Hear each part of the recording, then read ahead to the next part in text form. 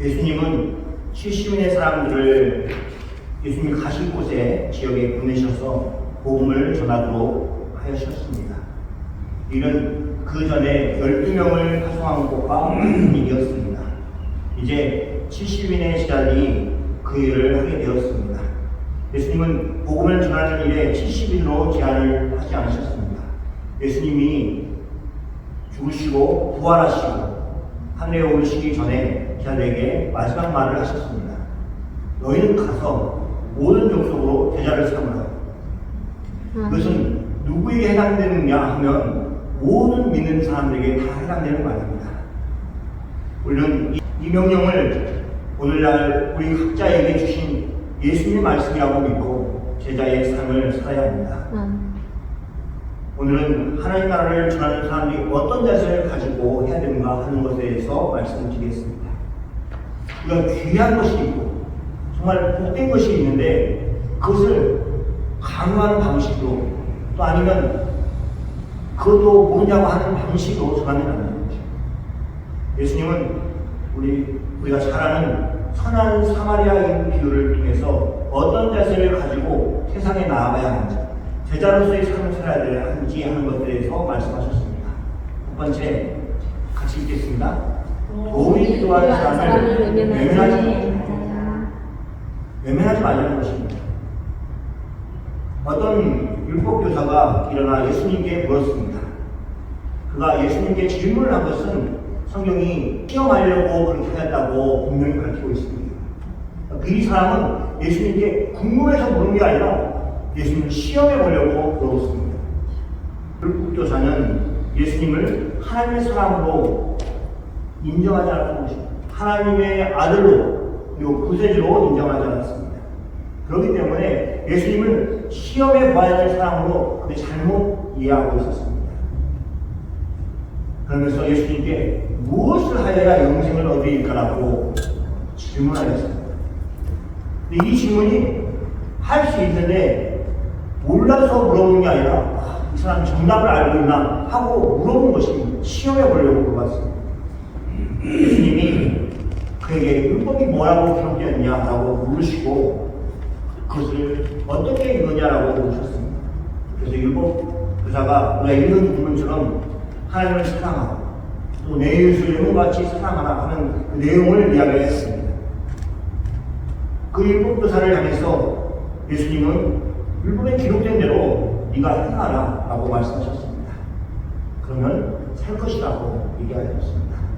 율법교사는 예수님께 자신의 이유를 드러내려고 또 하나의 질문을 더했습니다. 그러면 내 이웃이 누구입니까? 라고 질문했습니다. 예수님은 그 질문에 대답하면서 제자들에게 동시에 교훈을 주시기 위해서 우리가 잘 아는 선한 사마리아 사람의 비유를 말씀하셨습니다. 예수님은 그 당시에 사람들이 잘 알고 있었던 그런 상황 가운데 예를 들어서 그것을 쉽게 말씀하셨던 것입니다. 그 비유는 이렇습니다. 따르지 말라고 하는 그런 예였습니다. 어떤 사람이 예루살렘에서 여리고로 내려가는데 강도를 만났습니다. 사람이 강도를 만나고 가진 모든 것을 뺏겼습니다. 그리고 물건뿐만 아니라 몸도 많이 상하였습니다. 이 사람도 강도를 만나서 그의 옷을 벗겨짐을 당하고 또 때려 거의 죽을 몸이 되었습니다. 강도는 그 사람을 그냥 길에 버려두고 갔습니다. 그 사람이 거의 죽을 정도로 맞았습니다. 이 강도 만난 사람은 강도를 당한 그 모습 그대로 많은 사람들에게 보여줬습니다. 그리고 두려움을 주었습니다. 그가 강도에게 당한 모든 것을 알고 지켜보는 사람, 지나가는 사람들이 주위에 남아있는 강도가 있지 않은가 염려하면서 갔을 것입니다. 사람들이 그의 모습을 보고 어떤 반응을 보이는가 하는 것을 성경이 보여주고 있습니다. 31절에 이렇게 말합니다. 마치 한 제사장이 그 길로 내려가다가 그를 보고 피하여 지나간다. 예수님은 비유 가운데 제사장을 말씀하셨습니다. 그 사람은 강도를 만난 사람을 보았습니다. 그런데 가서 도와주는 것이 아니라 피하여 그가 있는 곳을 지나쳤다고 얘기를 하고 있습니다. 또 한 레인이 강도 만난 사람을 갔던 그 사람을 보았지만 그 쓰러져 있는 모습을 보았지만 피하여 도망갔다고 지나갔다고 말씀하고 있습니다. 이 두 사람의 보인 반응이 일반적인 모습, 위험에 처해 있는 사람들한테 손을 내미는 것이 쉽지 않습니다. 그러니까 어떤 한 사람이 도박을 한다. 그러면 빚을 빌린다. 그러면 가족 전체가 다 빚쟁이가 된다는 겁니다. 카드를 진다는 겁니다. 그렇기 때문에 쉽게 도와줄 수 있는 여건이 아닙니다. 그렇기 때문에 예수님은 이 사람들을 비난하기 위해서 이 말씀을 하시는 게 아니라 제사장이나 레위인이나 강도받는 사람들을 돕지 않았기 때문에 그 사람들이 무슨 핑계를 대겠냐 하고 비난하는 것이 아니라 오히려 사마리아 사람을 돋보이게 하기 위해서 이분들을 등장시켰습니다. 만약 제사장이나 레위인이나 강도 만난 사람을 돕지 못한 사람을 만나면 우리가 이유를 물어보면 다 나름대로 이유가 있었을 것입니다. 아, 그렇구나. 그러니까 못 도와줬구나. 그러니까 시간을 들여서 또 물질을 들여서 도와주지 못했구나. 이게 이해가 될 것입니다. 근데 예수님이 이 비유를 하시면서 우리에게 말씀하신 것은 핑계를 대지 말고 도움이 필요한 사람을 외면하지 말라고 그렇게 말씀하신 것입니다. 꼭 제사장이나 레위인이나 그런 사람들을 들어서 쉽게 설명을 하신 것입니다. 도움이 필요한 사람이 이웃이 필요했는데 도와줄 사람이 필요했는데 그 이웃이 되어달라고 말하고 있는 것입니다. 그 사람을 보고 피하는 자세를 버리고 그런 태도로 나아가지 말고 도움이 필요한 사람의 이웃이 되라고 하는 말씀이었습니다. 두 번째, 공연한 마음으로 사랑을 실천하자 합니다. 제사장과 레인이 강도 만난 사람들에게 보였던 태도와 대조적으로 사마리아 사람이 보인 태도가 있었습니다. 사마리아 사람이 가지고 있었던 마음을 성경이 보여주고 있습니다. 33절에 말씀하고 있습니다. 어떤 사마리아인이 여행하는 중에 거기에 이르러 그를 보고 불쌍히 여기라고 말씀하고 있습니다. 길에서 강도 만나서 죽어가는 사람이 쓰러진 곳에 사마리아 사람이 도착했습니다. 그를 보니까 갑자기 불쌍한 마음이 들었습니다. 그리고 그 불쌍한 마음이 바로 공유한 마음인데 그 마음이 있었기 때문에 사마리아 사람이 움직였던 것입니다. 사람을 실천할 수 있었던 것입니다. 그러니까 엄밀하게 얘기하면 내가 왜 못 도와주지? 저 사람을 어떤 형식이든 도와줘야 되는데 그런 마음이 있다면 자기 마음 가운데 내가 분명한 마음을 가지고 있구나. 그 마음이 잘 좋은 마음으로 그 마음을 원래대로 가져야 되는구나. 하나님이 그 마음을 받으시는구나 라고 기억해야 됩니다. 그리고 그 마음으로 불쌍한 마음으로 이웃을 도와줘야 됩니다. 예수님께서 70인에게 사명을 주시면서 각 지역으로 보내셨습니다. 그들은 하나님 나라를 선포하는 사명을 받았습니다. 근데 70인들이 마음에 불쌍히 여기는 마음이 없었다면 사랑을 실천할 수 없습니다. 어떻게 보면 복음을 전하는 것, 예수님을 전하는 것이 가장 좋은 사랑의 실천인데 그것을 제대로 할 수가 없는 것입니다. 불쌍한 마음이 없다. 저 사람 나보다 더 떵떵거리고 살고 있는데 어떻게 복음을 전하겠습니까? 그런 마음이 있어야 됩니다. 예수 믿는 사람들은 이 겉모양만 보고 판단하지 말입니다. 정말 예수님 없는 삶에 그 비참함을 보여줄 수 있는 눈이 있어야 됩니다. 그리고 그 부분에 대해서 지적을 해줘요. 내가 잘 살고 내가 건강하고 그렇지만은 예수님이 안 계시구나. 넌 참으로 불쌍하고 가엾는 사람이구나. 그런 부분을 볼 수 있는 믿음의 눈이 있어야 돼요. 그럴 때 어떻게 하냐? 사랑을 실천하는 것입니다. 예수님을 전할수있는 것입니다. 바울은 불쌍한 마음이 없는 사람이 사랑을 실천할 수 없다는 것에 대해서 이렇게 말하고 있습니다. 고린도전서 13장에서 사랑이 없으면 우리는 꽹과리와 같다고 말씀하셨습니다. 꽹과리가 얼마나 요란합니까? 그 소리가 얼마나 이게 귀에 거슬립니다. 그런 것처럼 열매 없는 삶이 될 수밖에 없고 그의 사역이 열매 없을 수밖에 없습니다. 사마리아 사람이 길에서 강도를 만나 많이 몸이 상한 사람이 쓰러져 있는 것에 대해 그 사람에게 불쌍한 마음이 있었습니다. 그렇기 때문에 행동으로 온 것입니다. 일단 사마리아 사람은 그 사람을 자세히 살펴보기 위해서 가까이 다가갔습니다. 저 멀리 보면은 저 사람 괜찮은데 이런 마음이 다 있죠. 근데 가까이 해서 말을 들어보고 또 그 상황을 보면 뭔가 문제가 있구나 쉽게 알 수 있습니다. 그렇게 사마리아 사람이 가까이 다가갔습니다. 그리고 어디가 다쳤는지 얼마나 심한 건지 더 실감나게 알았을 것입니다. 그가 상처를 확인하고 상처를 치료해 주었습니다. 그것으로 사마리아 사람이 사랑을 실천하는 일에 이제 그만하면 되지 라고 할 정도의 일을 하였습니다. 상처를 응급하게 치료해 주는 일에 멈추지 않고 주막으로 그를 데리고 갔습니다. 기꺼이 자기 짐승을 내어주면서 그를 태워서 주막으로 들어갔습니다. 안전한 곳으로 그를 이동시킨 것입니다. 다시 강도를 만날 일 없고 다시 또 매맞을 일이 없는 곳으로 데리고 가서 그를 돌보아 주는 것입니다.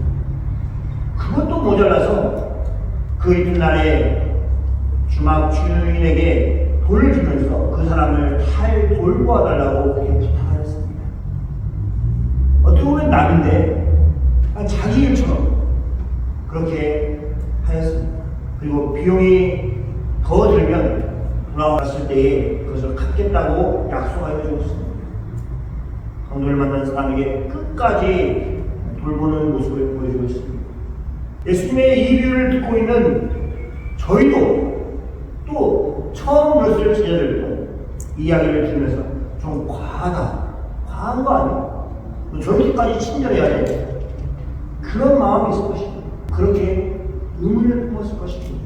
그것도 제사장이나 외인이 아닌 자신이 평소에 무시하였던 사마리아 사람이 그렇게 행동하려는 그거에 대해서 기분이 좋지 않았을 것입니다.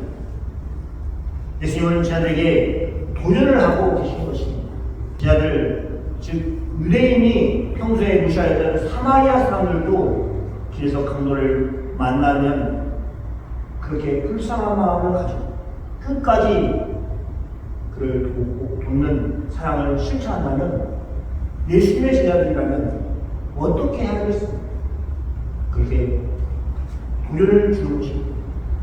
제자 너희들도 도움이 필요한 사람을 위해서 사랑을 실천하라고 그렇게 도전하셨습니다. 그것은 예수님의 제자들이 되기 위한 꼭 갖춰야 될 그런 태도였습니다. 세 번째, 같이 한번 읽어볼까요? 누구에게나 이웃이 되어주자. 우리는 누구에게나 이웃이 되어야 됩니다. 내가 어떤 이웃을 선택할 것인가 하는 그런 문제가 아니라 도움이 필요하다. 그 사람의 이웃이 되어주는 것입니다. 예수님은 율법교사가 가지고 있었던 잘못된 생각을 바로잡았습니다. 그리고 그러기 위해서 사마리아 비유를 말씀하셨습니다. 율법교사가 예수님께 질문하였던 것은 그러면 내 이웃이 누구니까? 라고 그렇게 물었습니다. 풀어 말하면 율법을 잘 알고 지킬 건 다 지키고 그리고 거기에 그런 자신에게 어울리는 이웃이 누구입니까? 라고 질문한 것입니다. 자신이 가지고 있는 것들 거기에 어울리는 이웃을 찾고 있는 것입니다. 물었던 것입니다. 근데 예수님이 그 질문에 대해서 다른 질문을 율법교사에게 하면서 바른 태도를 가질 수 있도록 도와주었습니다. 36절 말씀입니다. 이 비유를 다 말씀하시고 나서 예수님이 그에게 물으셨습니다. 내 생각에는 이 세 사람 중에 누가 강도받는 자의 이웃이 되겠냐라고 물었습니다. 다 화려한 직업이죠. 레위인도 있고 제사장도 있습니다. 근데 그들은 이웃이 아니었습니다. 강도받는 사람의 이웃이 아니었습니다. 외면하고 왔기 때문에 그렇습니다. 예수님은 율법교사가 중심이 되는 그것으로 인해서 이웃이 누구인지를 찾는 것이 아니라 강도 만난 사람, 즉 도움이 절실히 필요한 사람이 중심이 되는 질문을 하셨습니다. 율법교사는 사마리아 사람이라고 차마 말할 수 없었습니다. 그래서 사마리아 사람이라고 대답하지 못하고 자신이 사마리아 사람인 줄 아는 불구하고 자비를 베푼 자니다라고 대답하였습니다. 예수님께서 율법교사에게 가서 너도 이와 같이 하라고 말씀하셨습니다. 누가 내 이웃이 될 수 있는지 기준을 정하여서 이 사람은 되고 저 사람은 안 되고 하는 판단하는 것이 아니라 도움이 필요한 사람을 외모로 판단하고 도망치는 사람이 아니라 가까이 가서 어떤 도움이 필요한지를 살피고 힘 닿는 데까지 도와주는 그런 이웃이 되라고 말씀하셨습니다. 그러면 우리가 이웃을 결정하는 것이 아니라 어려운 처지에 있는 사람이 자신의 이웃을 고르도록, 그래서 사랑을 실천하도록 그렇게 하는 것입니다. 내가 아니라 도움이 필요한 사람이 이웃을 결정하고, 아, 내가 그때구나, 그런 생각을 가져야 됩니다. 예수님은 우리에게 그들의 이웃이 되어서 사랑을 실천하라고 말씀하십니다. 예수님은 그렇게 말씀하시는 자격이 있습니다. 그 어떤 때는 그렇잖아요. 아, 네가 뭐 그런 말 할 자격이 있어? 이런 감정이 있잖아요. 이게 뭐냐면 예수님이 그런 자격이 있습니다. 우리가 죄인 되었을 때에 죄로 인해서 고통당할 때 마치 길가에서 강물을 만나서 옷이 벗겨지고 매를 많이 받아서 거의 죽을 정도로 쓰러져 있을 때에 예수님이 사마리아인처럼 우리에 오셨습니다. 그리고 다가오셔서 찾아간 게 아니라 예수님이 다가오셔서 우리의 상처를 보시고 그 상처를 치료해 주시고 안전한 곳에 데려가셔서 돌보시고 그 돌봄이 끝없이 돌보셨던 것입니다. 그리고 그 상처가 아물 때까지 필요한 모든 것을 아낌없이 베풀었습니다. 지금도 베푸고 있습니다. 우리가 상처를 받았다 하면 그냥 우리의 이웃은 예수님이신 것입니다. 그러니까 예수님은 우리에게 항상 이웃으로 있었습니다. 그렇기 때문에 예수님이 너희가 도움이 필요한 사람의 이웃이 되라고 쉽게 말할 수 있는 것입니다. 예수님께서 우리에게 행하신 그 사랑을 우리에게 주셨기 때문에 예수님이 베푸신 그 사랑을 깨닫는 사람이라면 우리가 도움이 필요한 사람의 이웃이 되겠다고 그렇게 다짐할 것입니다. 왜냐하면 예수님이 그렇게 사셨기 때문에 그렇습니다. 예수님처럼 살려면, 예수님의 제자처럼 살려면 그렇게 해야 되는 것입니다. 그러니까 얼마나 은혜로운 말씀입니다. 한 가지 굉장히 신기한 거죠.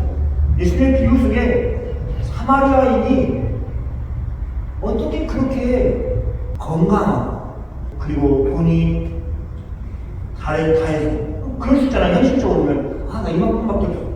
여간비를 낼 수 있어.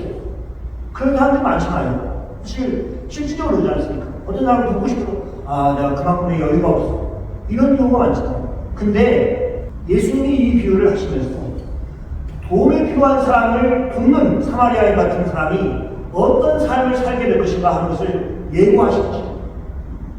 예수님이 사마리아의 사람이 돈이 부족해서 아니면 건강이 못해서 그 일을 다 하지 못하는 얘기를 비유로 말씀하지 않으셨어요. 비유가 하면 우리가 충분히 비울 수 있잖아요. 강도를 만난 그 사람이 죽을 정도로 아픈데 나그에다가 식을 정도로 사마리아의 사람이 체력적으로 그게 힘이 있구나. 그리고 나귀가 있을 정도로 그렇게 부유했구나. 여관에 들어가서 여관 주민에게 어떻게 일인지 모르지만은 내가 부족한 것이 있다면 내가 갚겠다. 돌아와서 다시 주겠다. 그렇게 약속할 수 있는 신용이 있구나. 그 모든 것이 도움이 필요한 사람에게 도와줬던 사마리아인이 가지고 있었던 것입니다. 우리도 도움을 필요한 사람에게 외면하지 않고 우리 여기는 마음 가운데서 그 사랑을 실천하면 예수님이 하나님 우리를 그렇게 만들어 주실 것입니다. 우리도 도움이 필요한 사람의 이웃이 되어서 하나님의 사랑을 실천하며 살아가는 여러분이 다 되기를 축원합니다. 예.